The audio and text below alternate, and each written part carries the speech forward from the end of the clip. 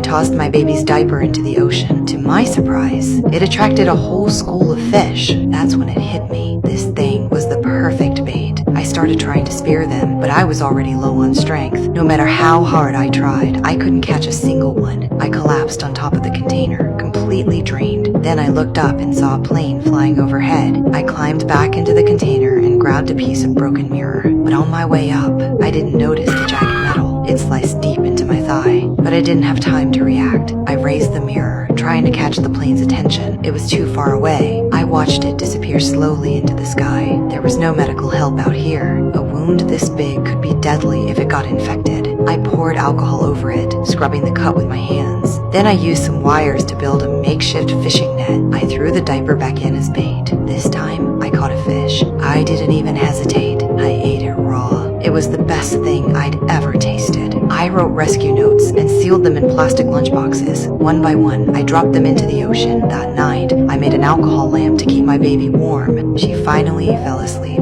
I was about to rest too. Then I heard something hitting the container. I climbed up with the lamp. It was the same lunchboxes I'd thrown earlier. They were floating back, banging against the container, but suddenly saw something worse. Water was flooding in fast. I rushed back down, trying to stop the leak, but it was useless. The container started to sink. I pushed myself to the surface, but my daughter was gone. I searched like a maniac. The ocean was pitch black. There was nothing to guide me.